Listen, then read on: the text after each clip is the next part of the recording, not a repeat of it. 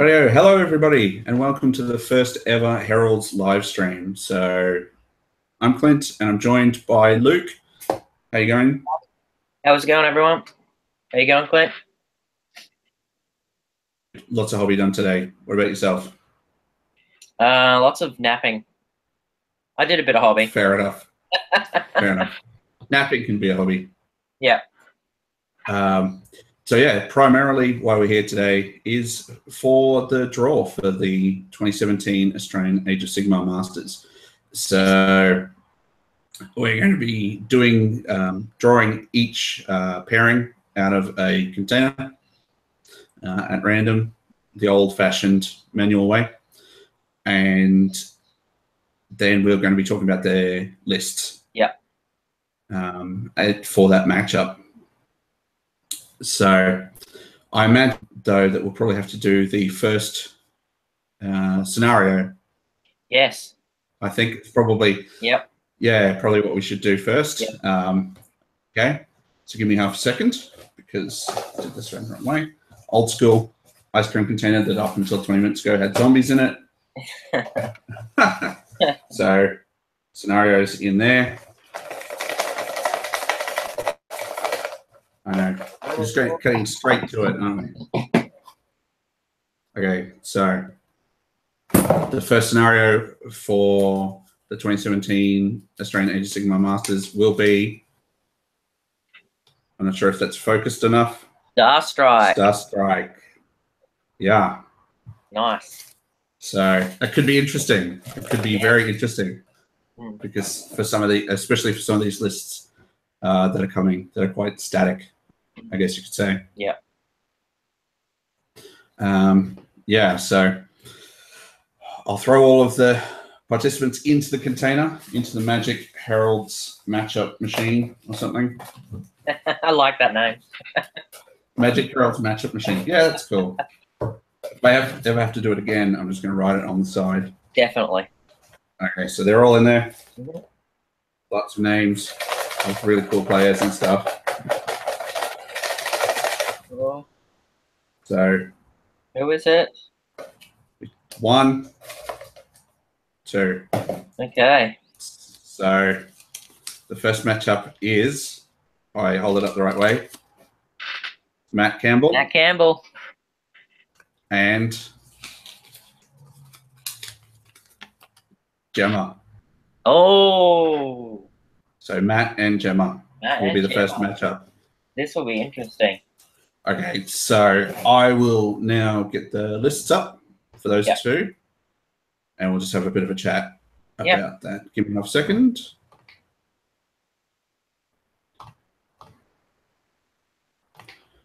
And where are we? We want Matt. And we'll fix it to me. Cool. So there we have Matt's list. So Matt, through the year, has run Destruction competitively. Yeah. So him picking Khorne was a bit different, wasn't it?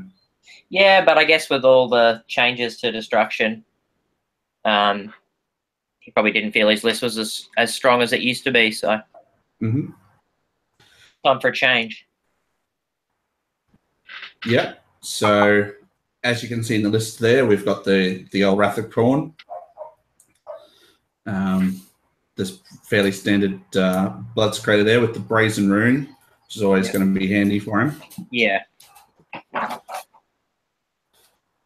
So he's running the... Yeah. So obviously these are all part of the lovely Gore Pilgrims battalion.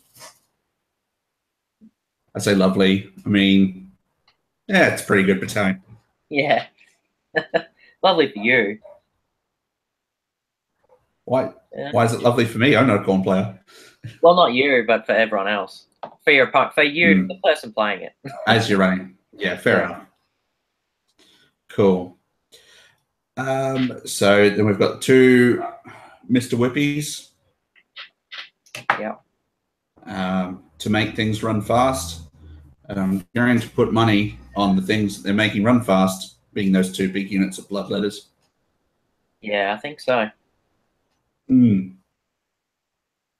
Also giving a And then reroll it's- on the wound. yeah, that's pretty handy. Pretty handy for them.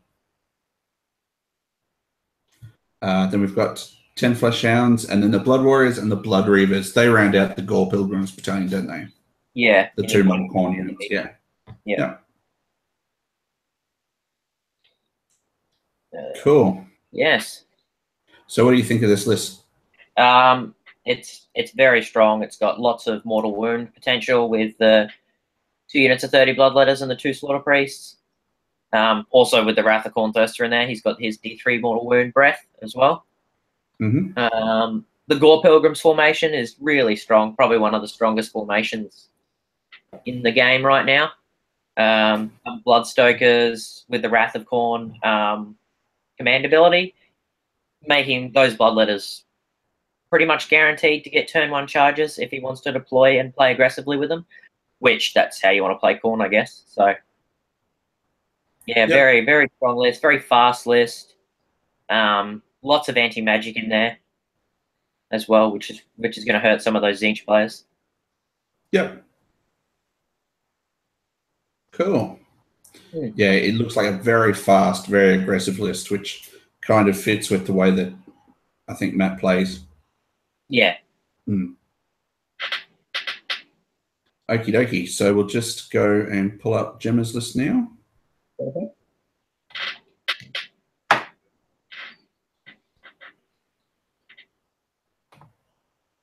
Okie dokie. So, once again, a player bringing something a bit different to Masters than what they've usually run, although Gemma's had results with all sorts this year. Nurgle, a bit of destruction in there, some Iron Jaws. I think Beast Claw Raiders she took down to Melbourne for an event. Yeah. I don't think that was in her top 3, but she still won. Yeah. So yeah.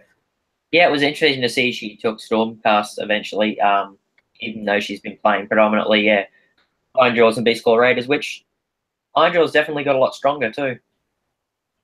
Yeah. I think she just wanted to take something that's really quite competitive and really sort of more all-roundish. Yeah. I guess to Masters, just to compete a little bit better. Yeah. So it'll be interesting to see. Yes. So yeah, as we can see in this list, we've got the Lord Castellan with the Lantern of the Tempest. We've got the Venator with the Luckstone, which is fairly standard. Yeah. Her general being a Lord Aquila, which is pretty cool. Obviously very useful for his sort of teleporting shunting ability, I guess you could call it. Yeah. And then we've got the Azeroth as well. So she's got the Etherstrike Force. I think the Venator and the Azeroth are part of that battalion, as are her 2 units Judicators, the 2 units of Aetherwings, and then she has 9 Raptors with long-strike crossbows, and then 3 with long-strike crossbows. Yeah. and then she's got 5 Vanguard Hunters as her third battle line choice, and as something a little bit different to sort of jump on and onto the table at different parts of the board and potentially grab objectives and things like that for her. So it gives her a little bit of mobility as well. I've played against this list a few times now. Yeah. Yeah, it's pretty brutal. Yeah, it is. Yeah. It's a lot of shooting. Every time you kill something, they get to shoot. It's just, if you don't have a way of dealing with that unit of 9 Raptors very quickly, it can shoot you off the table pretty fast. Yeah. And shooting in the hero phase with the ether, like with something near the ether wings. Being shot when you kill a unit. Yeah. Combining that with ether wings just jumping in front of your charges. It's pretty rough. Yeah, I mean, and now that she's put that Lord Aquila in there as well to just like jump around the table, when you do finally get close, it's like, all right, sweet, now I'm on the other side of the board. Yeah, shooting the things that you thought were perhaps out of their 30-inch range. Yeah. Yes, nothing is safe. Yeah, no, it's quite a good list. Yeah, It'll be very, very interesting. strong. It'll be interesting to see how Gemma goes playing an army that she hasn't quite had a lot of practice with, but I know that she's playing like a couple of games a week at this point to just bring herself up to speed on the army and stuff. So I think her list should actually do quite well against Matt's list because he doesn't have really any shooting, so he's got to go for her, and she can just sort of. I mean, he's got that speed on his side, but she can sort of just screen and then teleport out of the way if he doesn't get the double turn or something like that. Mm. So that'll be an interesting game. It'll be an interesting matchup, actually. Yep. She'll get rid of all of his saves, so his bloodletters will be melting from those shots, though. That will be one thing. Yeah. Mm. If you had to pick somebody for the matchup, keeping in mind they're playing Star Strike. Oh, yeah, it's Star Strike as well. I think Matt might have it just because Gemma hasn't had as much practice with this list. If Gemma has had as much practice as you're saying she's getting, then she's in with a really good shot because I think her list can probably shoot his off the table. Yep. But we'll see. It'll be a good game to watch, that's for sure. Cool. What do you think? I think I'm going to agree with you there. I think Matt's probably got it just with experience and mobility as well as the various Star Strikes come down. But if Gemma is savvy and she starts taking off key pieces of Matt's army, it'll work back into her favor. The issue for her will just be capturing those the meteors as they come down. Yeah, but she's got 3 units she can teleport with the Aquila to go and grab those. So yeah, she does have the ability to move some stuff around. So yep. All right. Cool. Okay, so that's that first matchup. Level 2. Yes.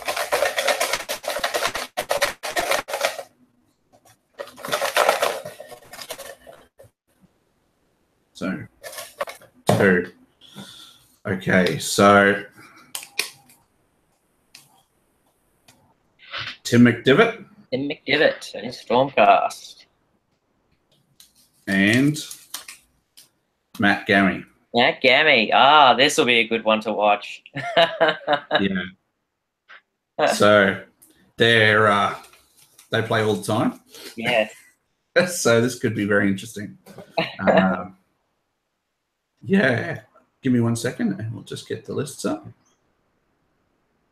Go with Tim first. Where are we? Cool.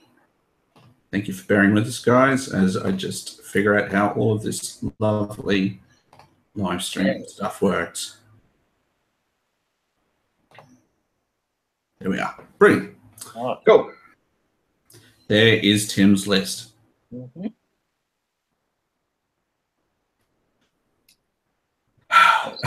What's to say about this? Well, it's a Vanguard wing. A Vanguard wing, sorry. Okay. Vanguard wing. With a Star Drake in it. So it's Lord Castellan with Mystic Light and the Lantern of the Tempest. Mm-hmm. The Lord on Star Drake with Staunch Defender Mirror Shield and the Star Drake trait. Is it Lithe-limbed? Lithe-limbed, yeah. Yeah, 2 units Adjudicators, unit of 30 Liberators. Yeah, his 30 Liberating unit is quite interesting. They've got Warblade and Shield, and he's only got 2 Grand Hammers in there. Yeah, I wonder if that's a mistake. Ooh. Yeah, because normally you'd take 6. Yeah.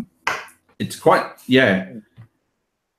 But at the same time, you have to manually put in that you wanted 2. So I'd imagine, yeah. That's true, actually. Yeah. Yeah. Yeah. Yeah, and then he's got the 3 units of 3 prosecutors with Stormclaw javelins. And the Vanguard. Yep. Vanguard. Stop calling them Vanguard. I know, I gotta stop. Do it all the time. It's not a thing that they are. It's not. So yeah, this is a tough list. The end. Yeah, it is strong. Yeah, Star Drake's almost impossible to kill.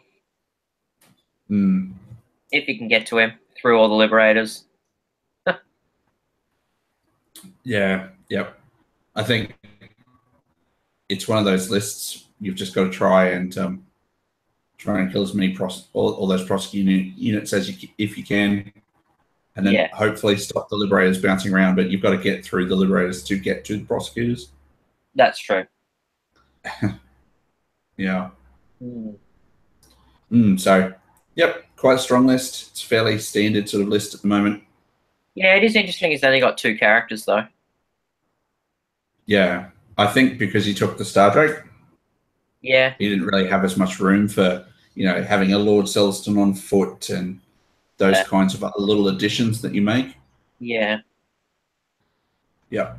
I think the Star Drake is going to be fairly strong though. Yeah, definitely. Cool. Okay. Okay, so then we want to find Gammy's list. There we are. Oh, look at that. Oh. Through the magic of scrolling.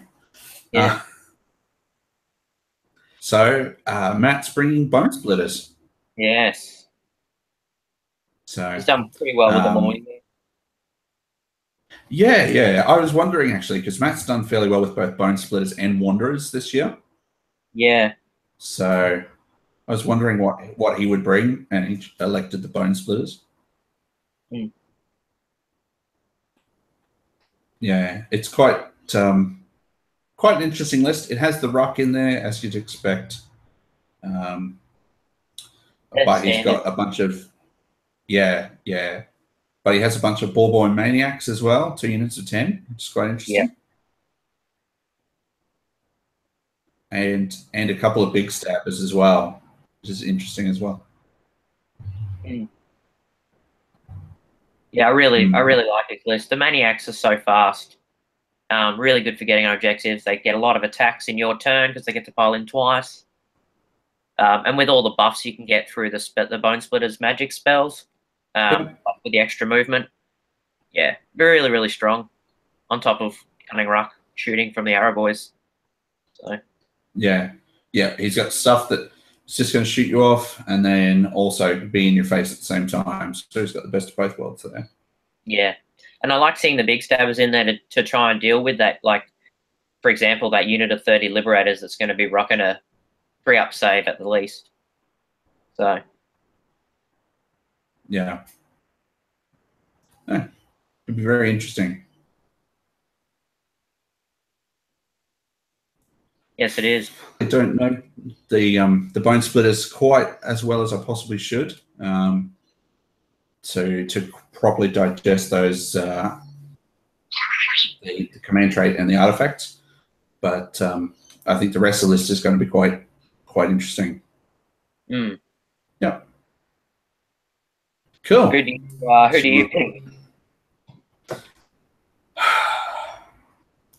I kind of just have to go with Tim because he's played Stormcast all year. He knows his army inside out.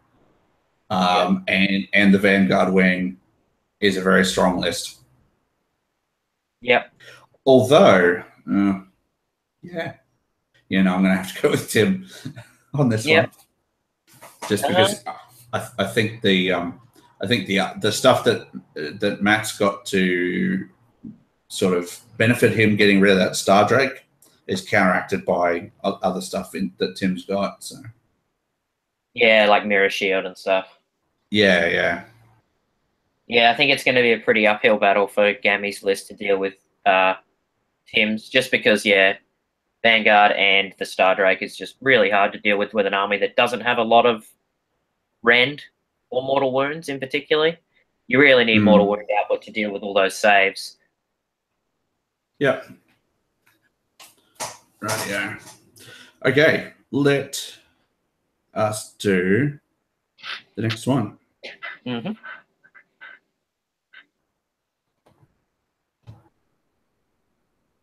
And there we go. Cool. Magic bucket. Whoa.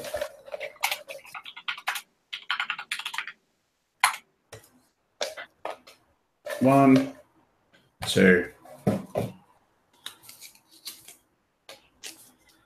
Okay, so Andrew Oldfield. Yeah. I have had a comment that the focus is a bit off. I'm sorry, guys. I don't know how to adjust that on the fly. It's probably just because I'm in the background here. And Andrew will be playing Dan Brewer. Dan Brewer. Oh, this will be an interesting matchup too. Yeah. Yeah, it will be very interesting. I was really hoping my name wouldn't come up playing Andrew, actually. Why is that? Just a death off, like it'll just be one of those games where, well, lots of stuff doesn't die. Yeah, that's true. Okay, so we'll go with Dan's first.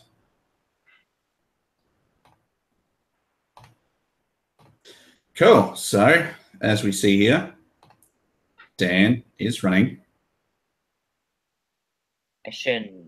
what he always runs. Hang on, I will lock it to me. That's a bit silly.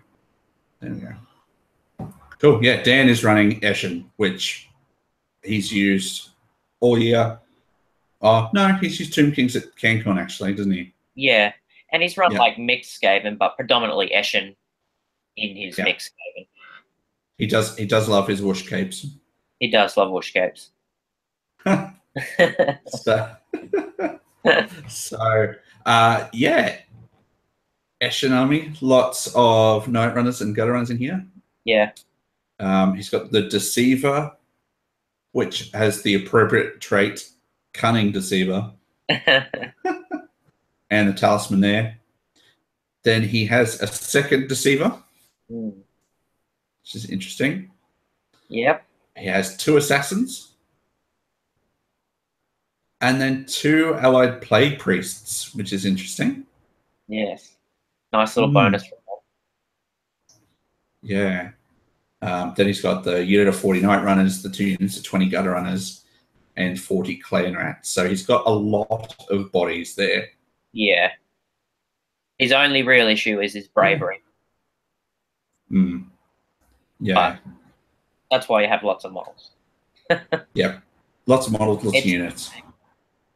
Yeah. And Dan is a player that knows how to use it. Exactly. And it's a really cool army. He'll probably have those assassins hidden in units that you probably won't expect, and yeah, like Dan's known for his little tricks that other people don't seem to know about yet for some reason. Really cool, and that sort of adds into him playing Eshin as well at the same time, which is really cool. Yeah. Cool. Yeah, no, it'll definitely be it's a fun army to play against for sure. So. Oh, and those Gutter Runners are ruthless with that Vermlord Deceiver battle trait and the Plague Priest buffs. So, yeah, lots of shooting coming out of those Gutter Runners. Really strong. Cool. So we'll bring up Andrew's list. Where are we? Here. So Andrew runs predominantly Death.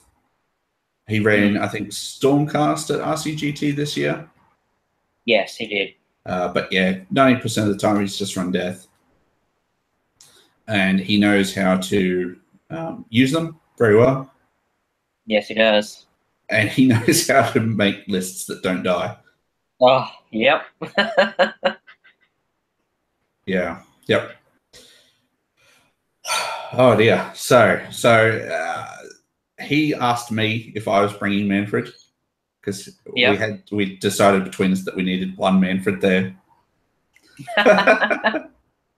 So he has Manfred. He's got the Necromancer, whose purpose will be obvious as we get to the units. He has 2 Crypt Infernal Courtiers. Has the Ring of Immortality, because if you want to keep bringing stuff back, you've got to keep them alive. Yes, and it doesn't cost reinforcement anymore, so. No. The way they changed it's actually really good. Mm. And then when we get to the units, he's got the 3 tens of zombies as his battle line. He's got 4 Morghast Archive, which are just solid. They're really good. Yeah. And they'll combo with Manfred's rerolls of 1s to hit and wound quite well. Yeah. And then 9 Crypt Flayers. Oof. Yeah, that unit is hard to shift. It's hard to deal with those 2 courtiers. Yeah. And so they'll be moving around quite quickly, double piling in with the Necromancer. Yeah. Yeah, they'll be really solid. And then he's got a sneaky little 80 reinforcement points. Yes, for maybe 10 more zombies or some direwolves or something, I imagine. Yeah, well, that's only 60, so... Also, we could even bring on Skelly. So I meant Skellies or a Banshee. Yeah. Or some Bats. Yeah. I don't think I've ever seen him bring Bats up, but they're quite quick little unit, and if you do a Bat Swarm, it's anti-shooting as well. Yeah. Cool. So, if you have to pick one, who do you think is going to win this matchup? Oh, Keeping in mind that it's Star Strike. I think Andrew might have it. Just because I'm not sure that unless Dan can take care of those courtiers really quickly, although he might be able to with those gutter runners shooting courtiers really early on, Dan will probably be able to take it. But if he doesn't, I think Andrew will take it. Yeah, it's pretty hard because both armies have units that can move really quickly. Yeah. Yeah. But Andrew just keeps bringing models back. Yeah. So he's just not going to die. Yeah. Yeah. I think it's all going to depend on if those gutter runners can come on the board edge and take out those courtiers before they've had much impact in the game at bringing back that unit of players, then Dan will get it. But otherwise, I think it will possibly be Andrews. So, yeah. Tough matchup. I think, it could go either way, really. Yeah. I'm going to put my money on Dan. I just think he's got the bodies and the mobility. And I think he knows what he's doing. I think he knows to prioritize the deaths of the courtiers. Mm. Yeah. I guess it depends on how well Andrew can protect them. Yeah. Yep. Will be an interesting game for sure. Mm. Okay, so the next matchup. Yeah.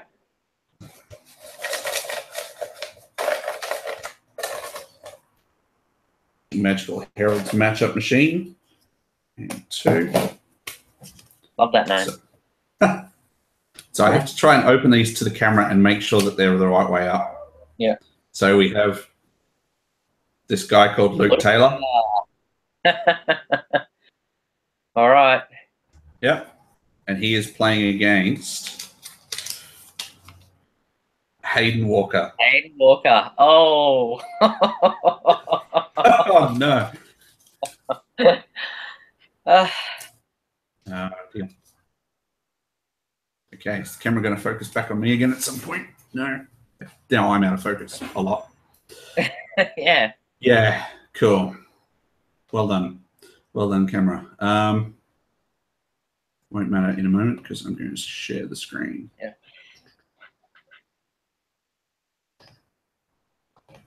Cool. So here's your list, Luke. Yes. Would you like to take us through it? So I am running Skaven Scryer Allegiance. I have played Scryer all year, pretty much. I mean, I've run a lot of different armies, but I've played Scryer at most of the big events. So my list is the typical Clan Scryer double gout fire, 1 drop deploy under the ground list. So it consists of 2 Warlock Engineers, one of which is my general with the Cunning Creature trait, which allows him to flee as a activation. I've got my other one has the Brass Orb. I have an Arc Warlock with the Stoic Warp Resonator. I have 2 Campfire Scorched Engine Covens. Both of them have a Warp Grinder weapon team and a Warp Fire Thrower weapon team. One of them has 3 Storm Fiends, and the other one has 2 units of 3 Storm Fiends. So it's a very low model count list. I actually kind of like playing low model count armies anyway, so that doesn't bother me too much. Lots of high amount of mortal wound output. But yeah, its weakness is, I guess, low bodies. Cool. Yeah, and it's something that you've run quite a lot, and you know what you're doing with it. Yeah, it got me to Masters, so I figured I would play the army that got me to Masters at Masters. That makes a lot of sense. Yeah. Radio. It's a tough list. Everybody who's played it knows it's a tough list, and it's a case of whether they want to play it again. Most people just know. A lot of people don't mind. Okay, so here's Hayden's list.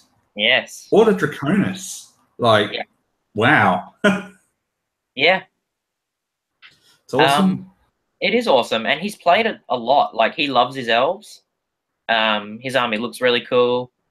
It's really fast, which is really good in objective-based games. Yeah, I really like his army, and I think he'll do better than people expect. Yeah, so in this army, he's got the Noble on a Steed with the Relic Blade and the shield. Then he's got another Noble on a Steed who has the banner and Enchanted Polearm and such. Then he has the Dragon Lord with the Warhorn and Dragon Lance. He's got the Master of Defense trait and the Obstinate Blade for his artifact. Now, I'm trying to remember exactly what the Warhorn did. I know I looked it up. I've played against this army. I've played against Hayden before, and I just can't remember. I played against it today, and I can't remember. I don't feel so bad. While you're looking that up, I know it's good, so that's why I'm kind of thinking about it. He's got the of Dragon Blades as his battle line. Died in 6 Long Strike Raptors. Oh, yep. Yeah. And then he's got the Dragon Lord host battalion in there. Yeah, as I said, it's a really fast army. That's what I think.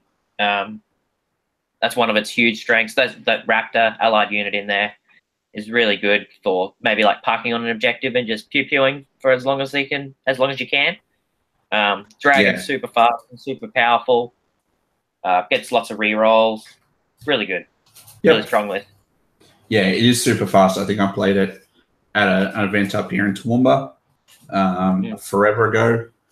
And I just went, I didn't really know it. All of a sudden, it was in my face in first turn. And I'm like, oh, okay, that's happening.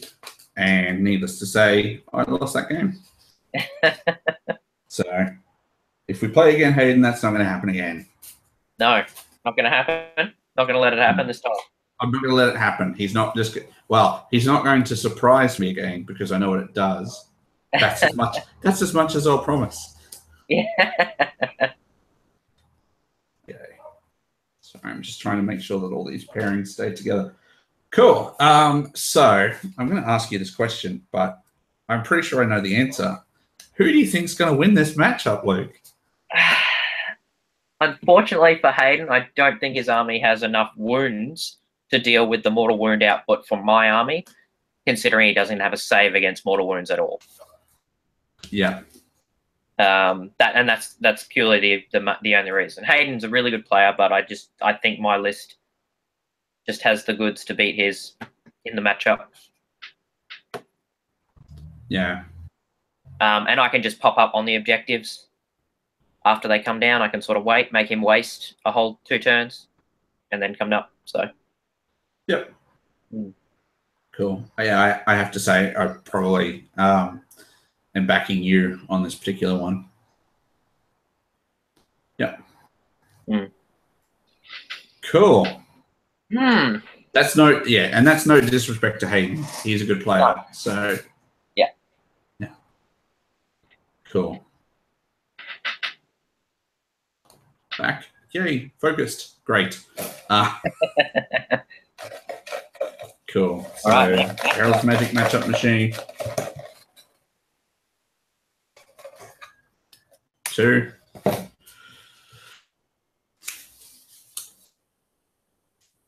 And this is Chris Welfare. And he is playing. Okay, so we have Chris Welfare and David Kerr. David Kerr. Leech versus Stormcast. Yep. Cool. So let me just get their lists up. And so where are we? Do Chris first. There we are. Just a hotkey that I could just say list. Much more useful. Cool. So we've got Chris's list up here. Chris has the other Vanguard wing. Yes, he does. Yep. Yep. Did you want to go through it? Sure. I can't bring myself to read through Stormcast lists. It makes me sick. So.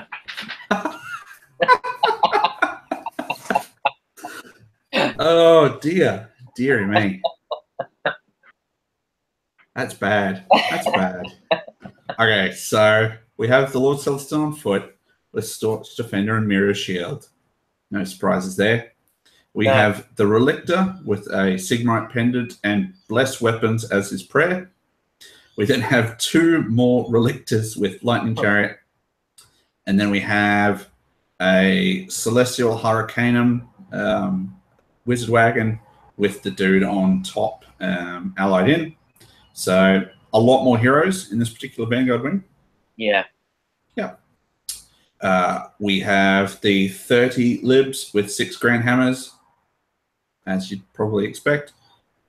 We have 5 libs with Grand Hammer, a unit of Judicators, and 3 units of Prosecutors. And then the Vanguard Wing Battalion. So, yeah, I wonder what the Hurricanum's in there for. The extra bonus to hit shooting. Yeah, I knew that. I was being facetious. But I know what a Hurricanum does. There's a reason that you see them all the time. Yeah. I suppose you can't see much, so you don't know that it's being... I can't see that you're being facetious, yeah. Yeah. Rightio. Cool. So we've got lots of Lightning Chariot in there. Yes. A bit of Blessed Weapons. I wonder where that's going. Well, I've got some lovely +1 to hit. We've got the big unit of 30 Liberators equipped as you would expect. Yeah. And then the fairly tanky Lord Celestin there as the general. So, yeah, it's a Vanguard wing list. Yeah. It is what it is, kind of thing. Yeah. You get a lot more in there by not taking the Star Drake, though, that's for sure. With the character set up, anyway. And to be honest, I think Relictors are a little bit too cheap. Yeah, I agree. Anyway, but yeah, no. So there's a lot of characters in there. So it'll be a bit better placed for some of the other scenarios. Yeah. Okay, so we'll get down to Dave Kerr's list. Oh, there we are. All right. So Dave Kerr's running Zinch. And I think he's run Zinch at every event that he's been to this year. I think he took Mixed Chaos to one of the ones up at Battle Station, but yeah, pretty much primarily Zinch. Yeah. And so I think he did well at BrizCon and BCGT. Yeah. So he's got the I'll let you take this one. You know Zinch a little bit better than me. Okay, so he's running the Lord of Change with Magical Supremacy and Aspect of Zinch. The Blue Scribes, no surprise there. Pretty standard in a Zinch list with all your spells. The Changeling, another pretty much standard pick. Gaunt Summoner, again. I'm surprised he didn't take Gaunt Summoner with the Familiars, though, because it's an extra abilities for free, I guess, because it's the same price. Zangor Shaman, 10 Pink Horrors, the 30 Zangor block that everyone's been talking about, which is really strong. 6 Skyfires and 10 Chaos Marauders with the Mark of Zinch. With a cheeky Balewind in there for that change, that Gaunt Summoner, sorry. Yeah. Maybe he just didn't have the familiars for the Gaunt Summoner. That's true. Maybe he just doesn't have the models. That's probably the only reason that you'd ever not take them. Yeah, because why not? Why would you not want those bonuses for free? Yeah, pretty much. Yeah, so lots of cheeky characters in there. High mortal wound output from this list, but still with lots of maneuverability and good board control with that unit of 30 Zangors. But still, Chris's list I think might have it just because of the Vanguard teleport shenanigans. I think it's a bit too good, but yeah, I think. Okay, so you're backing Chris. I'm backing Chris. Yep. Okay.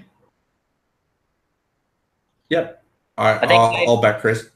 Yeah, Dave's list has a lot of mortal wound output, which is really strong against Chris's as well. But I don't know. I think Chris can just deal with that pretty quickly with that unit of Liberators, and all the shooting. Yeah, he can take out those key pieces quite quickly. Yeah. Yeah.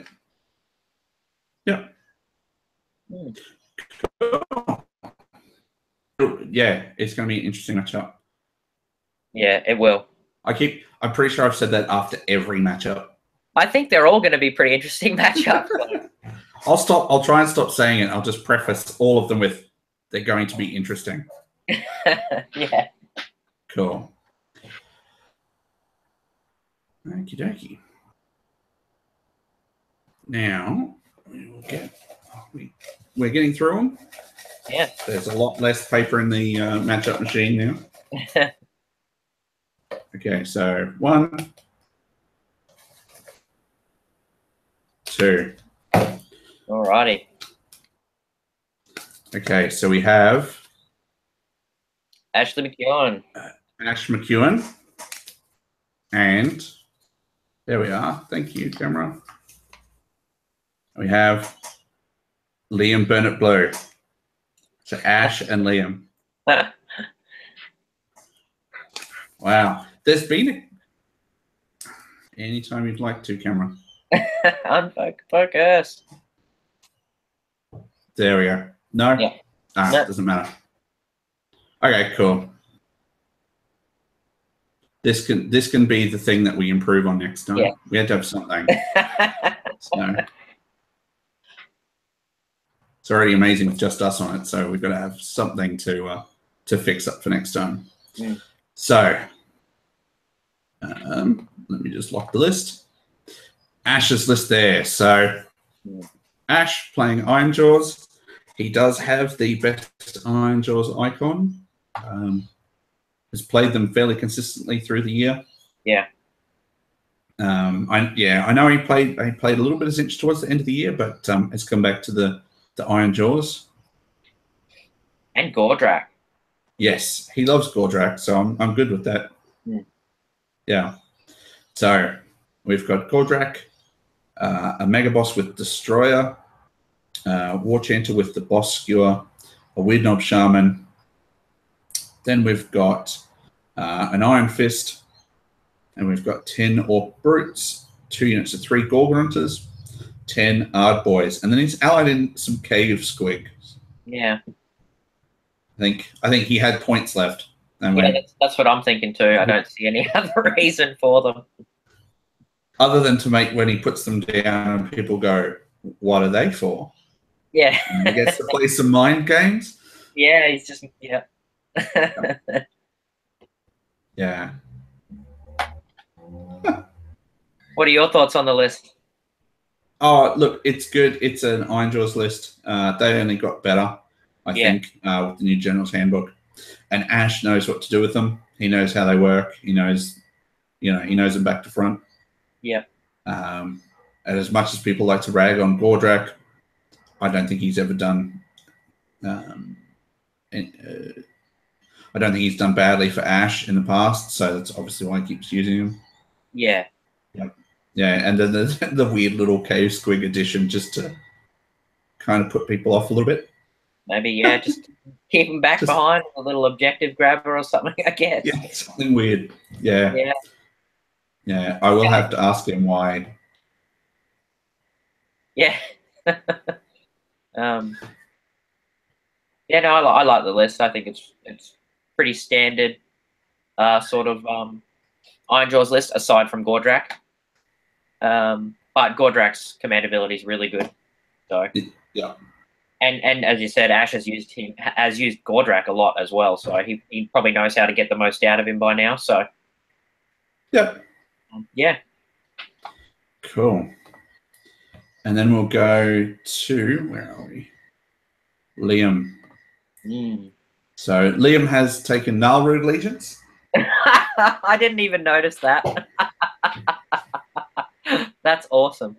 It's only in this one. It's not in the other set of lists. Okay. I had to put that in. I had to cheekily throw that in. Yeah.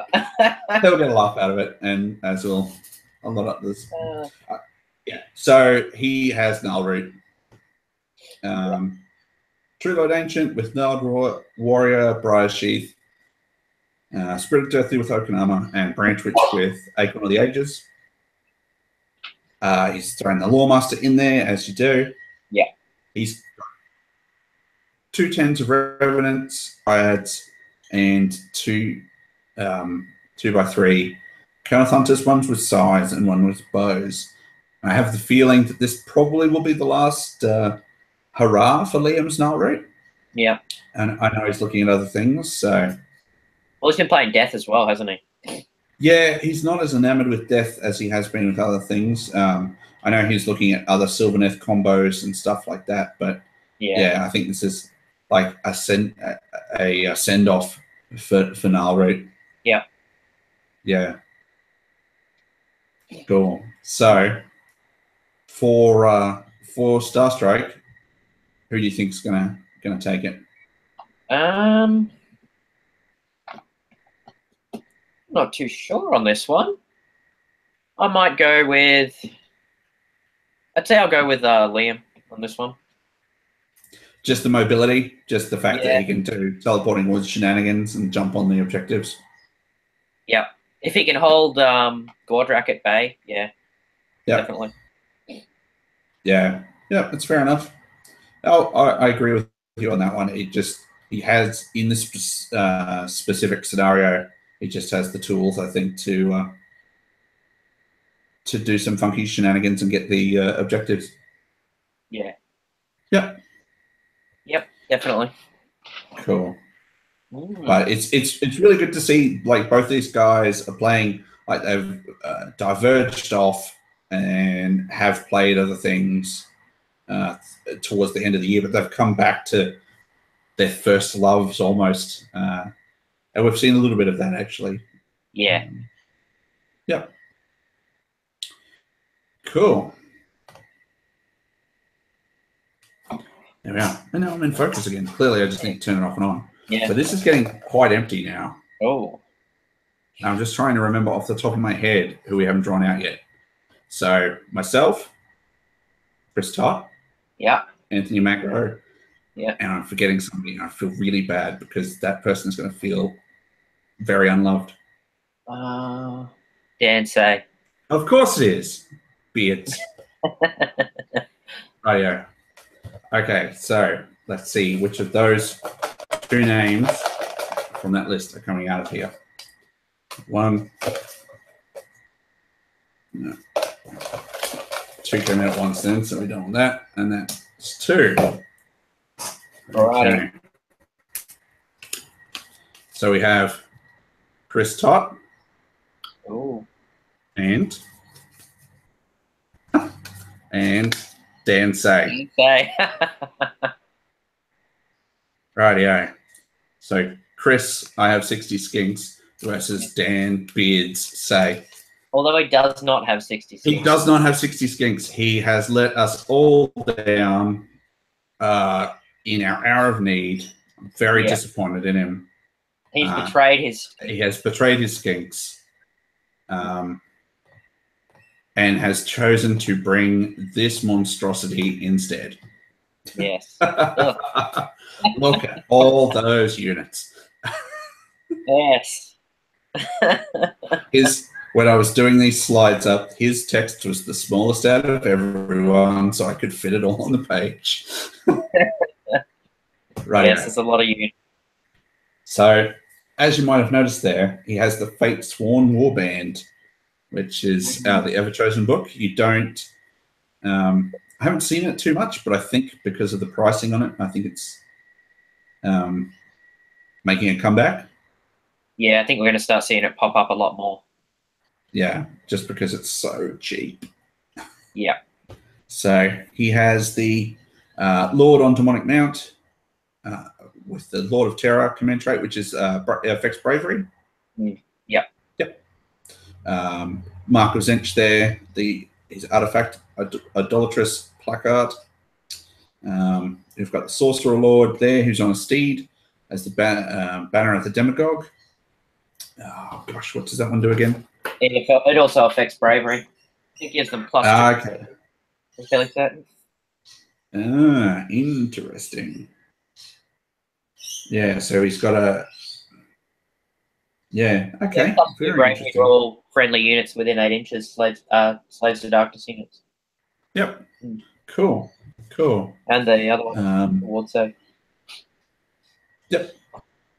Then he's got another Sorcerer Lord there, also on a steed, also with Mark of Zench. Obviously, everything has a Mark of Zench. I'll stop saying that now. And then he has a whole bunch of units which are all in multiples of 9, as befits the battalion. Yes.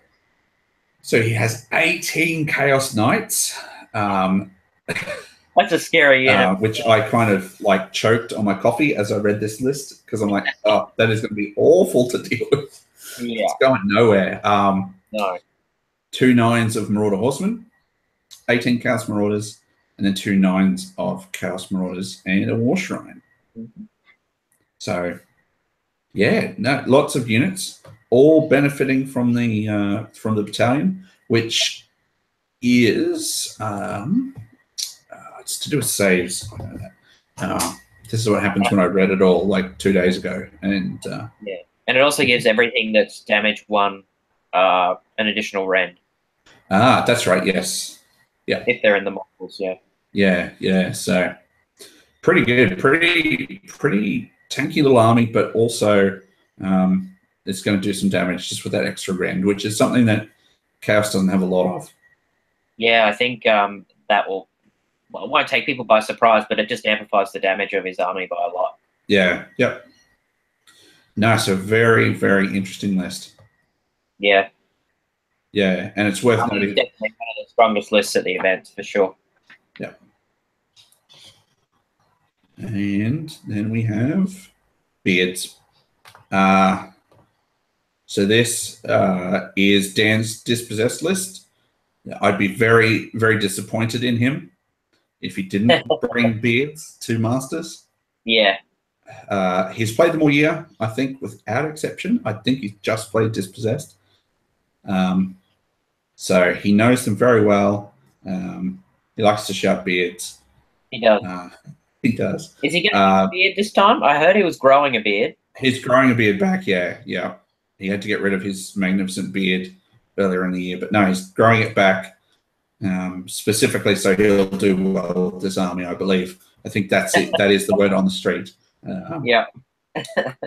So we've got the Warden King with Grudge Bearer there, which is obviously one of the new wonderful command traits that they got. It's got a little bit of a boost in the new General's Handbook, which was really good. Yeah. So basically, Grudge Bearer just so they can pick from a list of grudges, and Grudge Bearer lets him change it once per game in the hero phase. So that's good. That's handy. Lets him adapt. He has another Warden King. He has a Rune Lord with the Ancestral Pickaxe, which is basically like Dwarven Tunneling. Yeah, which is amazing. He's allied in a Prime. Now, I have a feeling this won't be an ordinary Celestant Prime when it hits the table. Or a big converted one. It'll be a converted one. Dan likes to convert Dwarven equivalents of different models. Yeah. He had a pretty funky little Heraldor at Moab. Oh, awesome. Yeah. Then he's got 2 10s of Longbeards with great axes and shields, which are handy for firing off command abilities and things. He's got 40 warriors with the double-handed axes and shields and runic icon.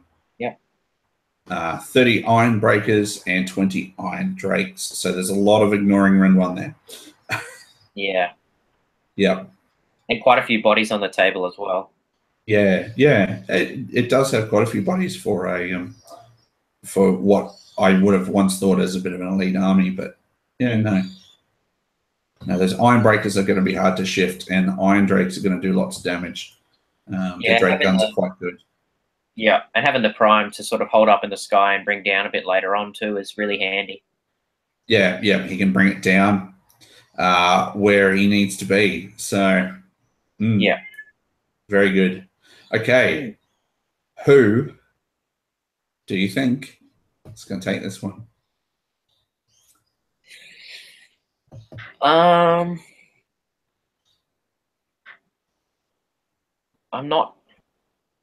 actually going to go with Dan's list, I think. Okay. Yep.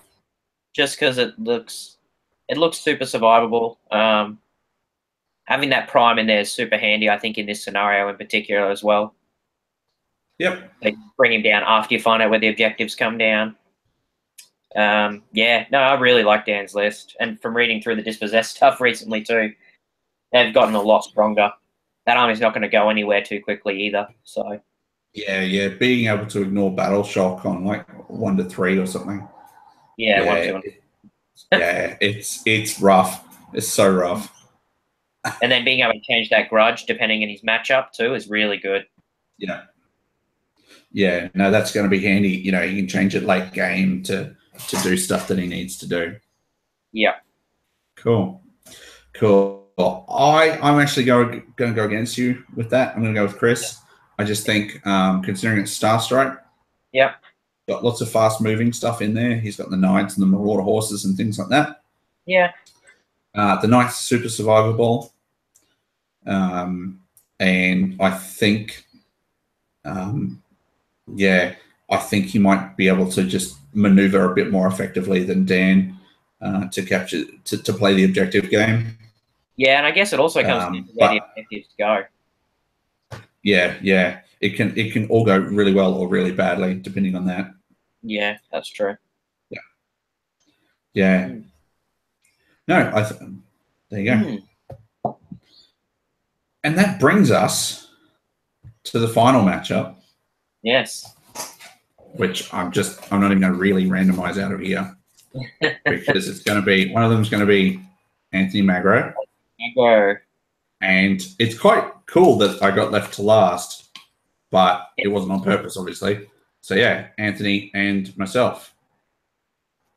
Which will be interesting. I've never played Anthony in an event or at all. But he has a quite cool free people's army that he has used a lot. So he's one of these players that's got the army he enjoys playing it, and he's just sort of fine-tuned it over the last little while. And I think he will do quite well. So let me just bring up his list there. Look at that. It's all look at that. Okay, so with his free people's list, we've got Luminarch with the White Battle Mage. We've got a Knight Azeros. We've got the Free Guild General with Indomitable and the War Banner, which is the War Banner is really good for lovely Battle Shock shenanigans. Yep. Indomitable is adding into your save rolls. He's already getting to re-roll Battle Shock deaths for the Free People's units anyway. It's it's an army that's going to be really hard to move, especially with the amount of bodies he's got on the table. Yeah. That Writ of Dominion. So Free People's are one of those things that maybe not everyone's read. Yeah. So basically, he gets to fire it off in a hero phase, and it's adds 1 to wound rolls for Free People's models within 6 inches of his general. But the general himself, can't move, charge, or pile in. So basically, has to maneuver into position, maneuver units around him, then fires it off and gets +1 to wound. It's kind of handy. Yeah. Yep. He's got the general on Griffin. Sorry? Bit of a beat stick. Yeah, it's pretty cool. Always good, a nice model too. Yeah. Then we've got he's got 2 units of 3 Demogryph Knights in there, which is cool. I like Demogryph Knights. Then we've got shooting. We have 30 crossbowmen, 10 archers, and 30 handgunners to do lots and lots of shooting. And then 40 Free Guild Guard, obviously to protect them. Yeah. I think Anthony tends to favor swordsmen, like sword and shield, because they're ultra defensive. Yeah. So yeah, lots of shooting there that he can kind of wrap with swordsmen so they don't get hurt. Yeah. Plus, you've got all sorts of fun stuff where you've got like groupings of 3 Free People's units that form into the Great Companies, and when you charge them in the charge phase, I think, just doing this off the top of my head, I should look at the book that's just next to me. Basically, you can get to shoot at the stuff that's charging at you. Basically, old school stand and shoot.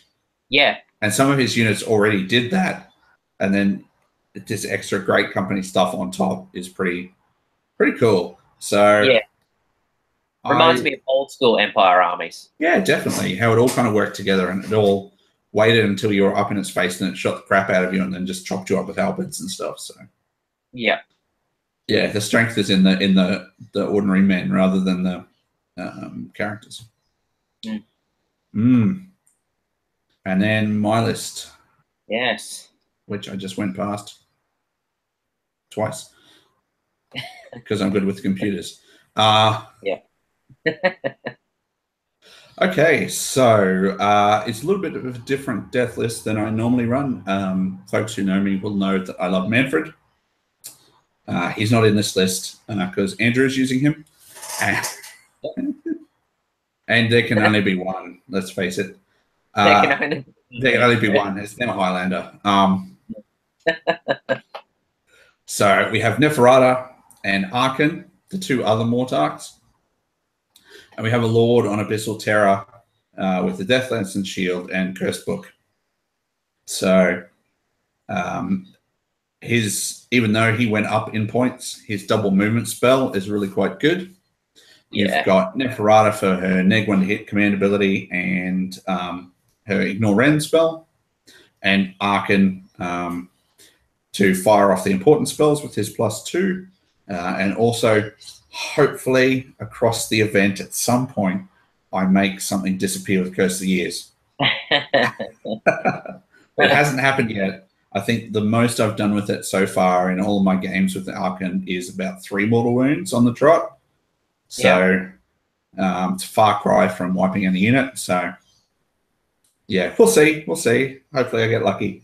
And then for units, we've got 3 turns of zombies, which is fairly standard, and 4 Archive, because Archive are great. I like them. I had 2 at BrizzCon, and I think 4 at RCGT. I just kept taking extras. Yeah. What's not to like about them? Exactly. They're so choppy. And so probably the tankier option with them in this list rather than getting rerolls to hit, making sure that they can be sort of buffed up and take some punishment back before they chop the wounds out. Yeah. And then I've got 360 reinforcement points. So it's quite a few. Yeah. But there's a bunch of different options that I can bring in with that. Yeah. Depending on what I need for the scenario and things like that. It makes the list really flexible having a large reinforcement points pool. It really does, yeah. And in the practice games I've had with this list, there's been some stuff that I've summoned every game. Yep. But other stuff, what I did with the other points, changed from game to game. So yeah, well, I guess it would depend on scenario too. Yeah, definitely. Yeah. Okay, Luke. Looking at the lists, who do you think out of myself and Anthony? I'm going to say Anthony, purely on the amount of shooting he has in his army, and you have no way. Not shooting defense, I have. Yeah, there's no way for you to kind of stop his free shooting when you charge shenanigans, and without just spells, I guess. But yeah, I think you got a lot of shooting to deal with there, Clint. Yeah, I know. If I was going to pick the matchups that I didn't really want, it was anything with lots of shooting. So this, Gammy or Gemma. Yeah. So I'm glad I got one. I'm glad I got one of the three, so I can get it over and done with. Like a Band-Aid. Yeah, I can just get shot, and then I can go to lunch and have a drink. I can cry into Anthony's shoulder and as he's taking off all my models. Yeah. Needless to say, my money. I know I should back myself, but my money's on Anthony. Oh dear. Cool. Yeah. So that's all of the lists. Some interesting matchups. I'll say it one more time. Yep. Yeah. I think it will be very interesting to check some of these people and find out how they feel about the matchups that they got. Because I know there's a lot of people who are playing folks that they play all the time, which is just the luck of the draw, but it is Masters. We can't sort of say, oh, well, nobody from Sydney can play anybody from Sydney. We can't muck with it too much. Yeah, half the players are from Sydney and half the players are from Queensland. So yeah. So I know I'm super duper keen for next weekend. My army is finished painting. Yours is as well? Yeah, it's been finished since Cancun. Fair enough. Yeah. Cool. So, well, that's what happens when you only take the same stuff all the time. Pretty much, yeah. Yep. Cool. Rightio. Well, thank you, everyone who's joined us, and anyone who's probably going to watch this back later. I know that there's a few people who said that they weren't going to be able to watch us live, but they will catch it up. I'll share it again on Twitter and on Facebook, and people will be able to get the draw. And I will put a text copy of the draw up into the event as well. Yep. Thank you for joining me, Luke. Thanks for having me on. Cool. And thank you, everybody, for joining us for the first video on the new Herald to War YouTube channel. Anyway, have a good evening, guys, and we'll see you next weekend. See you guys.